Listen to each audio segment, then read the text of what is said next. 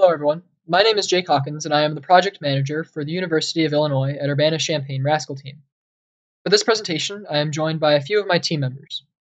Hi, I'm Bella Waters. I'm Brody Lauer. Hi, my name is Aaron Fain. Hi, my name is Daniel Engel. Hi, my name is Marta Cortinovis. Hi, I'm Justin Herman. Hi, I'm Komal Patel. Hello, my name is Noah Hendricks. Hello, my name is Spencer Murdoch. We chose to design an architecture for Theme 3, Short Surface Stay Mars mission, due to its importance as one of the next major milestones in space exploration. The architecture we created is the Space Habitat for Interplanetary Exploration and Life Discovery, or SHIELD for short. Let's start by examining SHIELD's concept of operations. Let's first look at the objectives and requirements taken from the Theme 3 statement. The two mission objectives for this theme are to achieve the first human landing on another planet and search for life on Mars. Searching for life on Mars greatly impacted how we structured the surface operations. In addition to achieving these two objectives, SHIELD also satisfies multiple other requirements set for Theme 3. The full list of requirements is shown on the right. In a few cases, SHIELD even exceeds the base requirements. The crew leaves Earth in April 2033 instead of sometime in 2035 to take advantage of a lower delta-V requirement than most transfer windows. Additionally, SHIELD only needs 2 landers as opposed to the 3 landers allowed by the requirement. Now let's look at an overview of the mission. The mission starts with Transfer 1 using the Hohmann transfer window in 2031 to deliver Lander 2 to aerosynchronous orbit. Then, in late 2032, Transfer 2 delivers Lander 1 into a hyperbolic Martian entry, which occurs in July 2033. Lander 1 carries Rover 1 down to the surface, which then exits Lander 1 and starts exploring Mars before the crew arrives. Transfer 2 is discarded into interplanetary space. The crewed phase of the mission begins in April 2033. Transfer 3 takes the crew, SHIELD crew module, and Orion to aerosynchronous orbit and rendezvous with Transfer 1. Arrival at Mars occurs in September 2033. Lander 2 and the SHIELD crew module undock from their respective transfer vehicles, and Orion transfers 2 crew to Lander 2. The SHIELD crew module and Orion dock to Transfer 1, and Lander 2 docks to Transfer 3 and uses it to go to low Mars orbit. Lander 2 then carries the crew to the surface. Upon landing, the crew will begin the 30-day surface mission and use the rover to collect soil samples. Once the surface mission is complete, Lander 2 takes the crew and their samples back to Transfer 3, which then rendezvous with Transfer 1. Orion retrieves the crew from Lander 2 and returns them to the SHIELD crew module. Lander 1 leaves Mars in October 2033 and delivers the crew back to Earth in June 2034, and Orion is used to re-enter Earth's atmosphere. Transfer 1 and the SHIELD crew module are discarded into interplanetary space. The crewed phase of the mission lasts approximately 420 days. The research and development timeline for SHIELD is shown here. This phase of the mission occurs between the years 2020 and 2031. SHIELD research and design immediately begins in 2020 following proposal acceptance. Then there's about a 2-year window before 2022 when construction of the actual vehicles begins. This is to allow facilities to accommodate for the mission as well as to have time to finalize designs. Construction of the rover, transfer vehicles, and landers will be completed by 2029, with Transfer 1 being completed by 2027, Transfer 2, along with Rover-1 and Lander 1 being completed by 2028, and Lander 2 finishing in 2029. Both SHIELD crew modules will be completed by 2031 in anticipation of their launch date in 2033. Significant mission operations for SHIELD begin in 2023 and continue until mission completion. Astronaut selection and training also begins in 2023 to allocate plenty of time for a crew to be selected and properly trained in mission equipment. Mock-ups of each vehicle will also be installed in NASA's Johnson Space Center, the first of which is installed in 2024. Then, a new vehicle mock-up will be installed each consecutive year until all the vehicles are accounted for. In 2027, the integrated propulsion system will be tested in space. It starts in low Earth orbit and then after a burn ends up in high Earth orbit. This is to ensure the safety of the ground staff and resources in the unlikely event of a failure during launch. Following this, in 2031, Lander 2 and Transfer 1 will leave Earth and await in Martian orbit for the crew to arrive later. Then, in 2032, Rover 1 will leave for Martian orbit aboard Transfer 2 and arrive later next year. In 2033, the crew will depart from Mars via Transfer 3 and rendezvous with the Rover 1 and Lander 1 at Mars. They will then spend 40 days on the surface before docking with Transfer 1 in Martian orbit and returning back to Earth. They arrive back in 2034. SHIELD currently utilizes 3 launch vehicles, one from Blue Origin, one from NASA, and one from SpaceX. Blue Origin's New Glenn is used to launch liquid hydrogen tanks for the mission into orbit. NASA's SLS is used to launch the Crew, Orion, as well as the SHIELD logistics module into low Earth orbit for transfer. And then SpaceX's Falcon Heavy is primarily used to launch the various propulsion systems, but it is also used to launch the SHIELD habitation module. For future consideration, SpaceX's Starship can also be used if it has been more validated. This has the potential to lower launch costs drastically, as well as decrease the number of liquid hydrogen tanks necessary to complete the mission. The first launch for SHIELD takes place in 2027 with the test of the nuclear propulsion system. Then, in 2028, Transfer 1 is launched on board a Falcon Heavy. Then also spaced out between the years 2028, 2029, and 2030, there will be 18 New Glenn launches, each carrying a liquid hydrogen tank for Transfer 1. In 2030, Transfer 2 is also launched on a Falcon Heavy. Then, in 2031, Lander 2 launches on the Falcon Heavy, and then there will be 2 more New Glenn launches, each carrying liquid hydrogen tank for Transfer 2, which is awaiting in orbit. 2032 brings yet another propulsion system launch. This time it is Transfer 3 aboard Falcon Heavy. Following this, there will be more New Glenn launches for the Transfer 3 liquid hydrogen tanks. And then finally, Rover-1 and Lander 1 are launched on Falcon Heavy. 2033 is when the final launches for SHIELD take place. One launch will be for the SHIELD habitation module on the SpaceX Falcon Heavy, and then a second launch will be on NASA's SLS carrying the Crew, Orion, and the SHIELD logistics module. The cost estimation for SHIELD was developed using NASA's Project Cost Estimating Capability software, or called PSEC, coupled with manual calculation for the cost of the nuclear reactors. This manual calculation was done using an equation found in a PSEC update presentation on NASA's NTRS. The design and development phase of the mission totals to around $28.48 billion in U.S. currency, while the construction, integration, and testing phase totals around $12.28 billion. All the launches combined will add up to $5.06 billion. Mission operations, which is spread across the duration of the mission, adds up to $5.28 billion. All of these things combined yields a total mission cost for SHIELD of $50.74 billion. Now, I'm going to start us off with the subsystems of this mission by talking about the various propulsive subsystems. The propulsion system implemented in each transfer vehicle is based off nuclear thermal propulsion, where a propellant is heated while running through the fuel elements of a reactor and then accelerated through a nozzle. Specifically, this system is made up of a cluster of 2 binodal nuclear thermal rockets that use low-enriched uranium-235 and have thermal fuel elements, which are made up of uranium dioxide embedded in a tungsten metal matrix. It's bimodal because it can both be used for propulsive maneuvers and power generation, which will be addressed in a later slide. Thrust level, core power, and specific impulse are listed in the table on the slide, and the propellant used is liquid hydrogen due to its low molecular mass.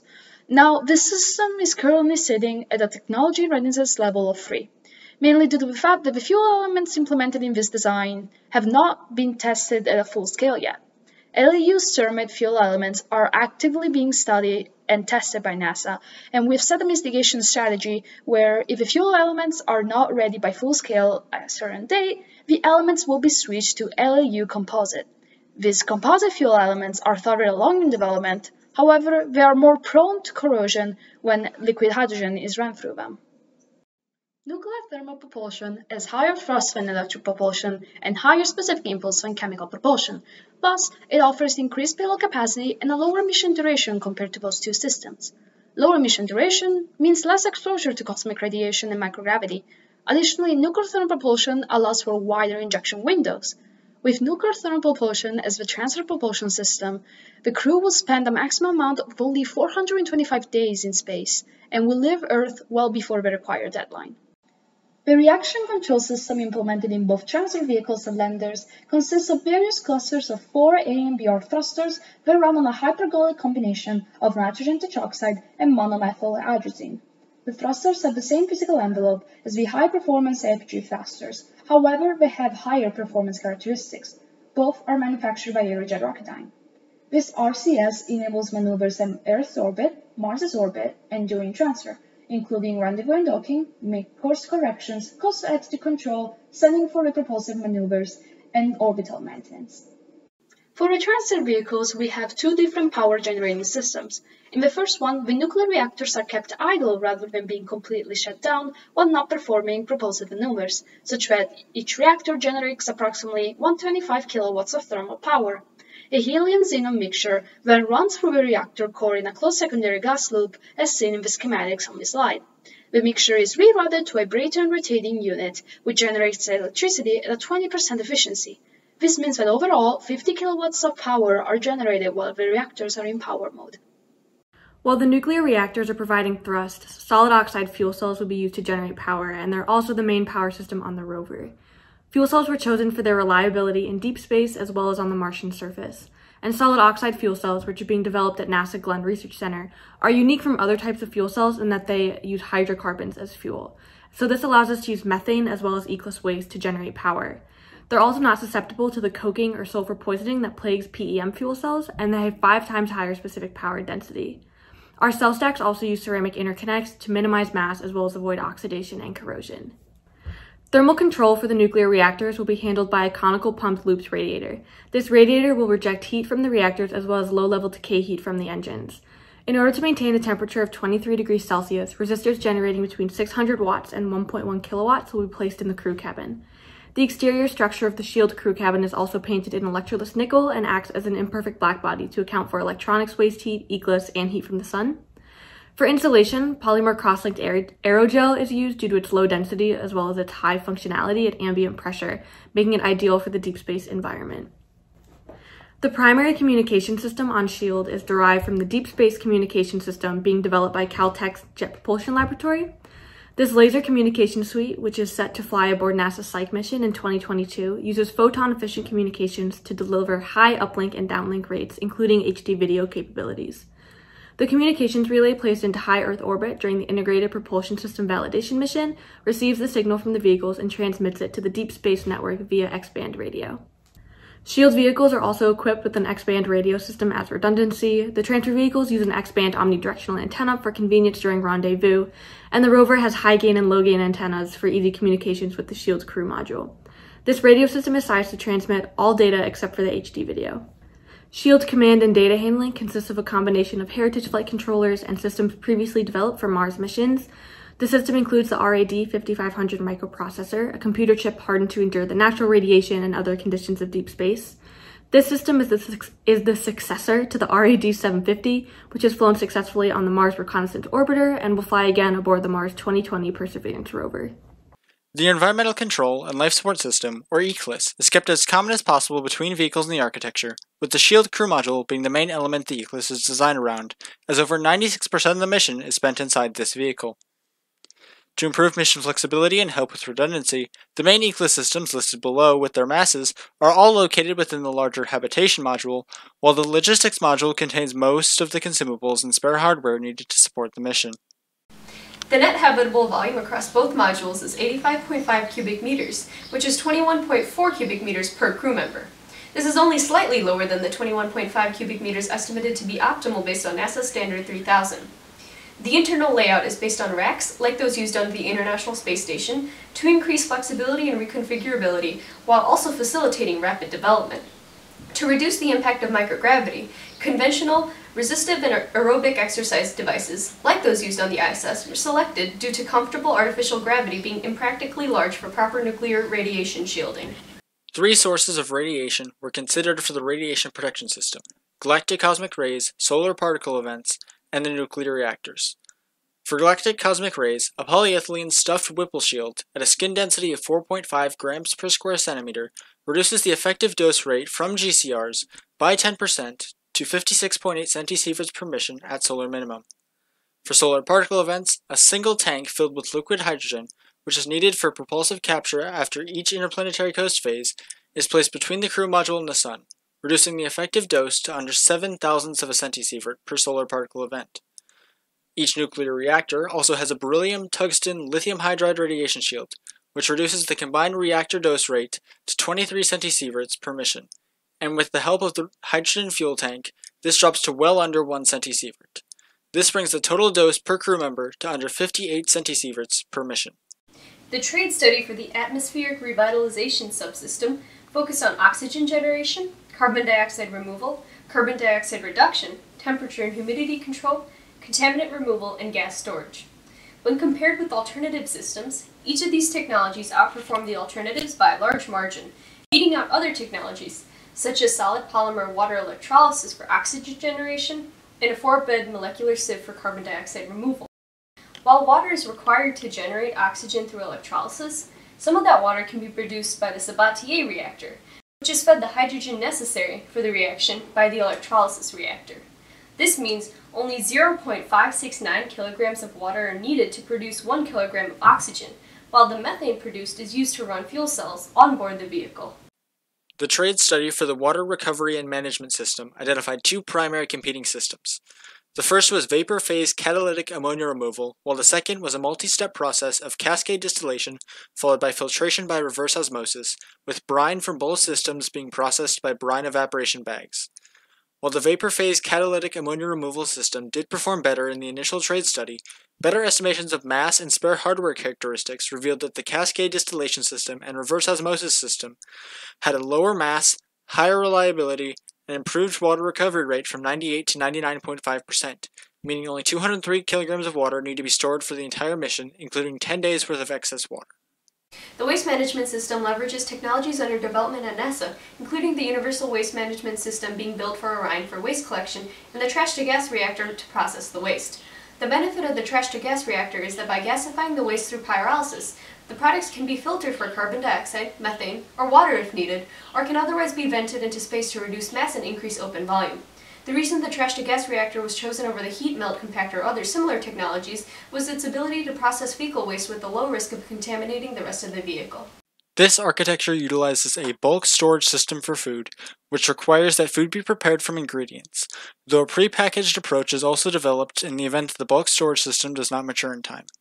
Clothing, waste collection, hygiene, fire suppression, and medical supplies are based on heritage systems on the ISS. To size the spare hardware for this mission, a Poisson process based on the mean times between failures for each hardware component was assumed, which was then used to construct a product of gamma distributions at the subsystem and then full system levels. This distribution estimates a 99.71% probability that enough spares are carried to replace all failed components, which is a 1 in 350 chance of running out of spares, allowing additional risks to be factored in before hitting the 1 in 270 chance of failure required for the commercial crew program. SHIELD requires multiple different types of vehicles. To reduce complexity, the structural characteristics of the various vehicles were kept as similar as possible. When designing the transfer vehicles, the team searched for an option that was extremely flexible. The final system the team selected leverages identical tanks that can be connected axially or radially. This allows for the tanks to be arranged a variety of different ways, almost like Legos, depending on the amount of fuel needed. As you can see, this platform currently supports up to 18 tanks, but could support more if needed. The components within the transfer vehicles are all identical. This lowers cost and complexity by ensuring that only one set of systems needs to be developed. The only difference between the vehicles is the number of tanks each requires. Additionally, this system increases the safety of the crew by locating the reactors as far from the crew as possible. Radiation to the crew is further reduced by the liquid hydrogen tanks. Throughout the mission, at least one tank will be full of liquid hydrogen, which serves as an additional buffer against radiation from the reactors. Finally, the transfer vehicles can discard radially mounted tanks. This further reduces the required system mass since each tank is about 5 tons empty. In order to maintain the center of mass along the axis of the vehicle, tanks are discarded symmetrically around the vehicle's axis. Depending on the geometric parameters of the vehicle, this means discarding either 2 or 3 tanks at a time. For a mission of this scale, some on-orbit assembly is inevitable. To assist with this, each transfer vehicle has a robotic arm similar to the Canadarm3 planned to be on the Lunar Gateway. In order to maximize the number of docking events the arm can assist with, outlets are available along each vehicle for the hand of the arm to plug into. This allows the arm to traverse the vehicle end over end and find a position to help dock any element to the vehicle. Having the arm assist with docking events minimizes the amount of RCS propellant that needs to be used for assembly. Fuel tanks are connected together via a propellant feed system derived from the system used on the Space Shuttle external tank. This allows the tanks to connect together at the beginning of the mission and detach when needed during the mission. Other elements utilize NASA docking system ports to dock with other vehicles. Using a common docking port among vehicles allows for the various mission elements to move between vehicles without needing to worry about compatibility. All fuel and propellant, including liquid hydrogen, liquid methane, liquid oxygen, and RCS, are stored in tanks made from aluminum lithium alloy 2198 due to its high strength and relatively low density. These tanks include passive cooling, consisting of approximately 20 layers of integrated multi-layer insulation and 20 layers of load-bearing MLI. This is applied on all transfer vehicles and the rover and will lead to reduced boil-off. LSU tanks also utilize active cooling, using a two-stage cryocooler to reduce system mass.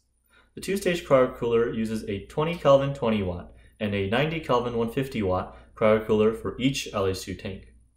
An aluminum broad area cooled shield is used to distribute cooled helium. This results in zero boil-off for LSU storage, and the MLI layers and other component arrangements are shown below. Next, moving on to the structure and geometry of Lander 1 and Lander 2. Both of these landers feature several common design elements to provide commonality between vehicles. Both vehicles have hypersonic inflatable aerodynamic decelerators to provide thermal protection during entry. These landers also have descent fuel tanks and descent engines that provide supersonic retropropulsion for landing. The descent engines are built into the structure of the HIAD. The payload for Lander 1 is the rover and its deployment mechanism. The payload for Lander 2 is the Ascent System and the crew section. The crew section provides housing for the crew during descent and ascent, and the Ascent System allows the crew to return into orbit. The Ascent System consists of the Ascent fuel tanks and the Ascent engines.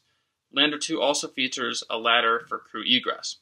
Lander 2 has a mass of about 53 tons fully fueled, and Lander 1 has a mass of about 25 tons fully fueled. Lander 2 is about 15 meters tall, and Lander 1 is about 13 meters tall. We will now be moving on to the surface mission portion of the presentation, starting with the entry, descent, and landing systems. A common entry, descent, and landing scheme is used for Lander 1 and Lander 2. This scheme consists of a hypersonic inflatable aerodynamic decelerator, or HIAD, for thermal protection, and several different methods to control the attitude of these vehicles. First, reaction control system jets are used to set the attitude of the vehicles prior to entry interface. Once in the atmosphere, flaps are used to control the angle of attack and side slip angle. Finally, once under powered descent, the gimbaling of the engines is used to control the vehicle's attitude. To slow these vehicles down, supersonic retropropulsion is performed with 300 kN LOX RP1 engines. These engines are built into the structure of the HIAD themselves and remain on until touchdown of the vehicles on the Martian surface. Finally, the HIAD remains attached and inflated until the descent engines shut down. In order to allow the descent engines to operate and the landing legs to deploy, the HIAD has swivel covers that can open and close. Once the surface mission has been completed, Lander 2 ascends back into orbit. The ascent process utilizes the LOX RP1 fuel that was brought down by this vehicle during descent.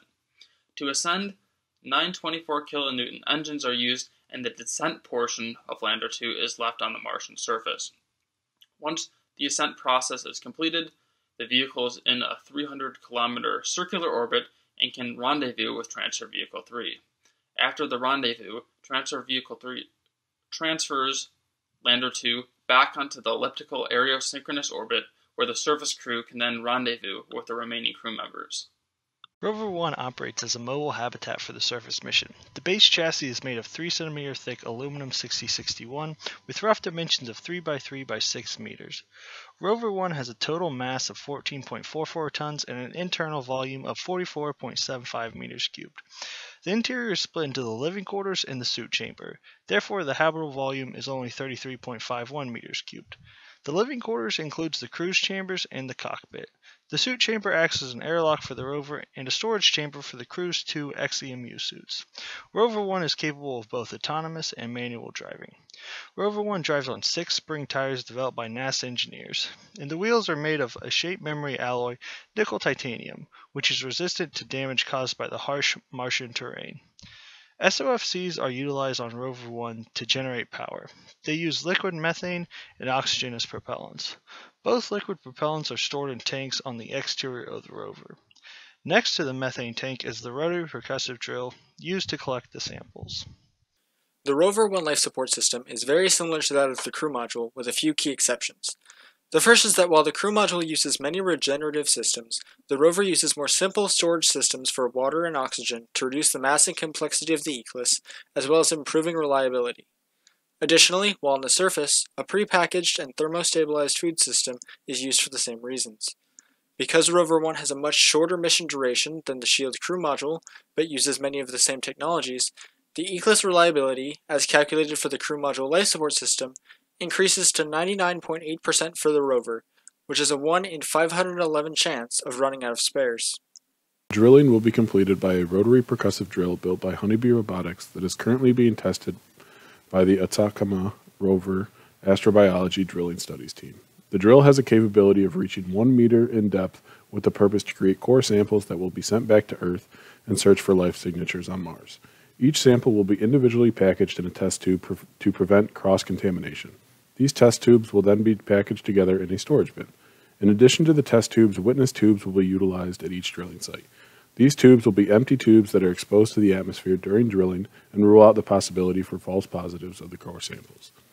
After each site, the drill bit will be replaced. This is done by disconnecting the drill bit while it's in the ground at the last location of the site, then dispensing a new drill bit from the spring-loaded magazine mounted next to the drill on the side of the rover. When determining the precise location of drilling, the mounted supercam will be used to select the most desirable locations based on rock composition, among other factors.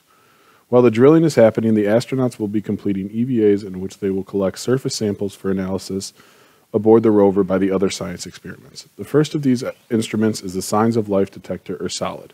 This instrument uses multiple biochemical methods of searching for life signatures and can detect 512 unique compounds. The other instrument aboard is the Potassium Argon Laser Experiment, or CARL. This instrument can date rock samples, and the data can be compared against other Martian drilling sites. The first day of the mission is spent inside Lander 2, to let the crew acclimate to the Martian gravity. Rover-1 is not at the landing site of Lander 2 upon arrival of the crew. Therefore, Rover-1 drives autonomously to the landing site during the first day to rendezvous with the crew. Over the rest of the trip, 19 days are allocated for driving and 8 days are allocated for drilling. The final day is for transferring back into Lander 2 to leave the Martian surface. 1 extra day is left unplanned as a safety factor. On the days of driving, Rover-1 will drive for 16 hours per day, requiring an average speed of 9.68 kilometers per hour. The trip follows a triangular shape spanning parts of both Amazonas Planitia and Arcadia Planitia, making stops at both the Erebus Montes mountain range and the Milankovitch crater. On the days of drilling, 3 samples are taken at each drilling site at a minimum of 15 meters apart to prevent cross-contamination. During the development of SHIELD, there will be some risks that need to be monitored. The major risks after mitigation are shown in this risk matrix. While risk mitigation strategies have been accounted for in the design, there are still influences outside the immediate control of the program that could delay the program and/or cause cost overruns. For example, while adequate money and development time have been given to developing an LEU CERMET reactor and a ZBO system, it is still a possibility that technological limitations prevent these technologies from maturing on schedule. In the case of the LEU CERMET reactor, this risk is further mitigated by the potential to switch to an LEU composite reactor if development of LEU CERMET is slower than anticipated. Another unknown that could interfere with the program is government funding. SHIELD will need to maintain funding through multiple administrations. This risk has been mitigated by using unproven technologies only when necessary and spreading out the mission costs as much as possible, but it is still something that could cause problems in the future. Risks associated with launch vehicles are mitigated by sizing all elements of the system to fit within a New Glenn fairing. By doing this, both New Glenn and Starship would be capable of carrying all mission elements to low Earth orbit for assembly. Having multiple potential launch vehicles mitigates the risk that none will be available and that the launch schedule will be too aggressive for one company to undertake. Throughout the process of designing SHIELD, we strove to make it safe for the astronauts, maximize the valuable scientific data acquired in the search for life, and keep the cost of the mission down to a reasonable level. Every aspect of the design, from the ECLSS to the selected orbits to the mission timeline, were designed with these 3 ideas in the front of our minds. As a result, we created an architecture that best satisfies the objectives and requirements outlined by the theme statement. Thank you for listening to our presentation, and we will now take your questions.